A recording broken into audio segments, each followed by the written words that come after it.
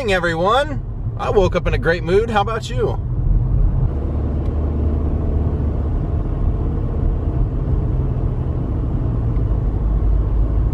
Looks like we've got some sort of construction road jam up here on our way to the park.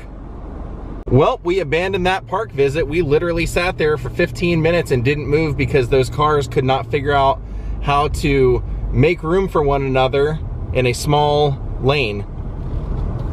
They just would not let our side go, so I turned around and we left. I rerouted John. It took us an extra 20 minutes. We're going up the opposite way to get to the same place, but I drove past this and said, I have to put this on camera. That's a giant grenade looking thing, isn't it? Wow.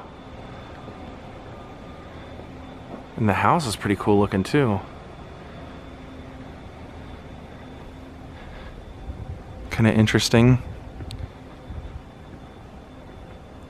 There's the Hollywood Reservoir straight ahead. You can see all that water up there. Man, it is packed out here. We couldn't even find a parking space for a while. But he's happy. All right. What a great view. Well, hello friends. You know, I think I almost jinxed myself by telling you that I woke up in such a great mood and then everything went wrong as soon as we got in the car. But we fixed it, we're here. He's gonna have some fun, and we have a great vlog today. This is actually a fun and funny one.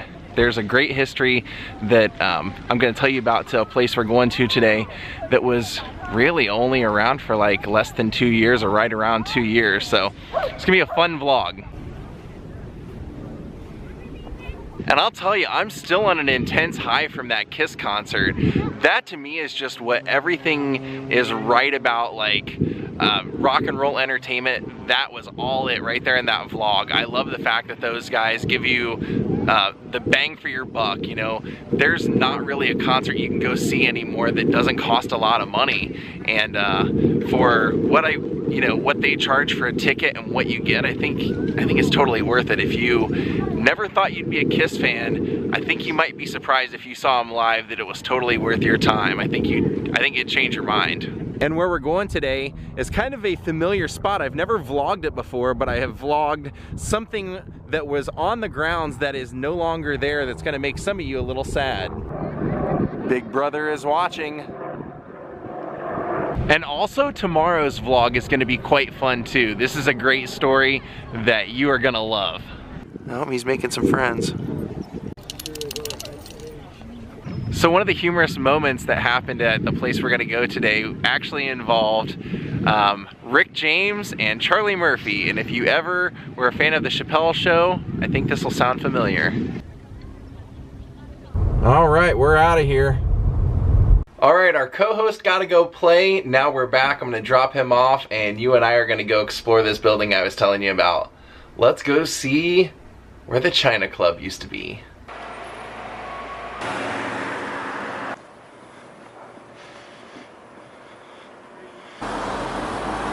Where we're starting today, you might recognize this corner, because if you watch my channel for any amount of time, or you watch my friend and fellow YouTuber Adam the Woo, we show this quite a bit because there used to be this kind of disheveled looking topiary astroturf made pig that we call Argyle that used to live here, right here on this corner.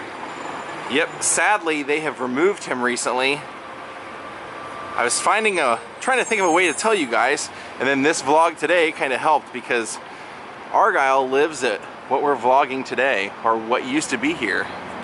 Now this club is called the Argyle, but back in 1989, a club opened here that became what Sam Kinison called the hottest club in Hollywood and the fastest time he'd ever seen. This was the West Coast version of its New York sibling, the China Club. Now from 1989 till 1991, this hot club you could find sitting out in the crowd on any given night, since it was open 7 nights a week. You could find the likes of John Goodman, Warren Beatty, Madonna, even John McEnroe, and occasionally John McEnroe to hop on stage, because on Mondays and Thursday nights, this club was at its peak. This was the night that they had their all-star jam nights. Now the jam nights here became legendary because this was just not an all-star jam where you might see 1 or 2 or maybe even 3 superstars on stage.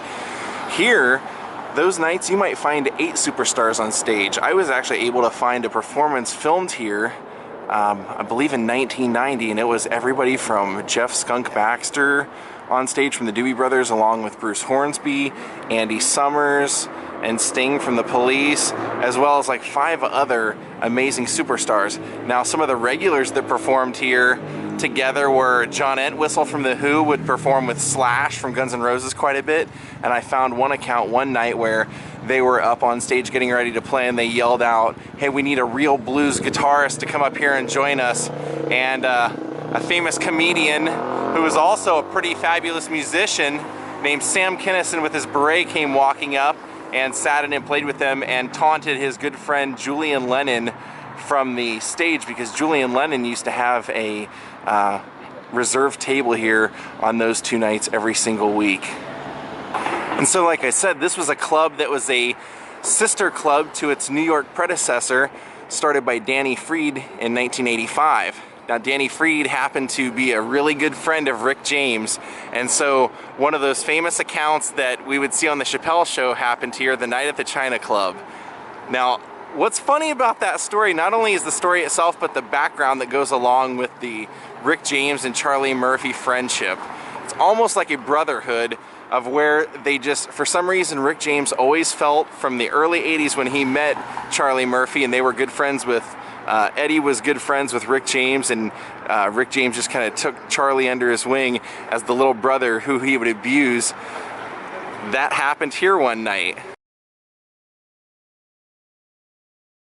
Now, in Charlie Murphy's account, he says that he walked in, Rick James was jockeying the bar. He was up there like he was owning the place, and called Charlie over there. He used to always call Charlie and Eddie Murphy both Darkness, and so he yells across the floor, "Hey, Darkness, Darkness, come over here." So he comes over and he says, he asked a rhetorical question of Charlie Murphy, and he says, "What did the 5 fingers say to the face?" And before he could answer, he just gave him a smack across the head. So in Charlie Murphy's account of the story, he says that he had just had enough and he went off and belted Rick James, smacked him across the face, and made him tear up. Now, when Rick James recounts this, he says, "Charlie Murphy never ever, you know, yeah, I smacked him, he smacked me, but Charlie Murphy talked like he's a kung fu master, like he's been doing karate chops on me and stuff." He's like, "Come on, please, please." Charlie's got delusions of grandeur. He says Charlie thinks he's big because he's taking karate now. He goes, what is a grown man doing taking karate? My 11-year-old takes karate so that he don't get beat up when he's Charlie's age. He goes, "I bet Charlie Murphy be taking karate with a bunch of 11-year-olds right there in the class."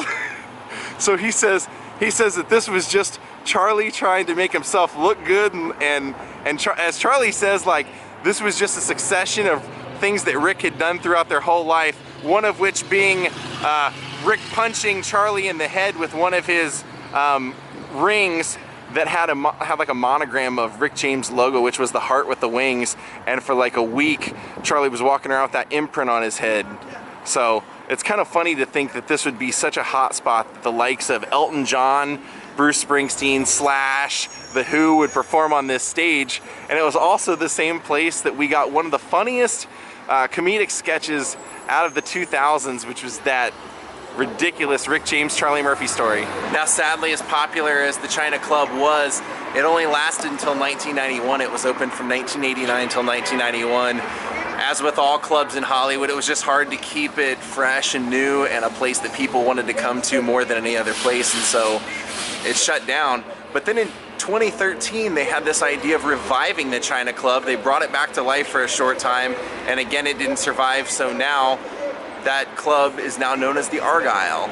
Sadly, both Rick James and Charlie Murphy have both passed on. And I just thought I'd show this, since it was so well known for its music nights and the jam nights. There's only 2 places that they could load in equipment, so I thought I would show you the, look at that hearse. I'd show you, it definitely wouldn't have been this door, but there's a double door down here When this was around, there was a quote from John Entwistle of The Who saying he loved coming here so much that he invested $8,000 in a new rig to use here. So he would have clearly, as well as Slash, and they said even one night they had Michael Bolton, Tina Marie, Joe Walsh all performing on the same stage. I mean, that's just such a crazy crew of people to put together, and to think they've been loading in all their equipment right here probably, because there's no real door, there's no door on the other side. Just that one and this one. Now, I personally would have loved to have come to this club, because one of the things that I learned when I read an interview with Sam Kinison is that one of the things that always frustrated him was that he took himself seriously as a musician, as a guitar player, and because he was a comedian, he said nobody else really would. So it would have been really cool for me to come to this and get to see somebody like Sam Kinison and Slash playing together on the same stage with John Entwistle of The Who. And I would have just loved to seen, I mean, I know Sam Kinison actually put out a record where he plays music and he made a music video and everything, but I would have loved to have gotten to see Sam Kinison perform in person, because like I said, this was something that he was as passionate about, or maybe even more passionate about, than comedy. He just happened to be, you know, really successful at being a comedian, but that was a huge part of his personality. In fact, the website that his brother Bill Kinison runs, that they sell merchandise, one of the things they sell are Sam Kinison guitar picks. Now, since we're in the area, we're gonna pop into Trader Joe's, my favorite Trader Joe's, and get Joss some cheese. And the reason it's my favorite Trader Joe's is because they have a Coconut Grove from the Ambassador Hotel theme to it. So what I mean by that is, if you enter through the parking garage, you'll see it says the Jojo Nut Grove, and it has these silver palm trees the way the Coconut Grove had. Plus you can just tell in the columns and everything, they were going for that. Clark table. Whoa! Alright, I think we about got everything. That's cool. Yeah, those are good too. Alright, I think we're done. Yep, good stuff. Okay, now that's nice. These are new. Looks like they're putting up some sort of signs around town to kind of show people where the landmarks are. They have those in every major city around the world. I've kind of wondered why they don't have them here, especially in Hollywood section, so looks like they're taking us up on that. Good job, Hollywood. Is anybody else looking at this license plate and thinking it says crap holes? Well, Lionhearts, I gotta call it a day. I actually have some plans from now till the rest of the night, and yeah, so I just wanted to show you the China Club today. When I was finishing up the tour yesterday with all the Lionhearts that made it out, my friend and I went and hit the grocery store, and we actually drove right past there, and he was the one that pointed over there and said, oh, you know, that's where the Charlie Murphy, Dave Chappelle, Rick James thing happened. And, you know, that's all it took. As soon as I saw that and started reading up on it, that had to be the vlog today. So sometimes that's as easy as it happens. Come back and see me tomorrow. I have a really great, interesting vlog involving Marilyn Monroe. Have a great night, everyone. We'll see you all then. Goodbye.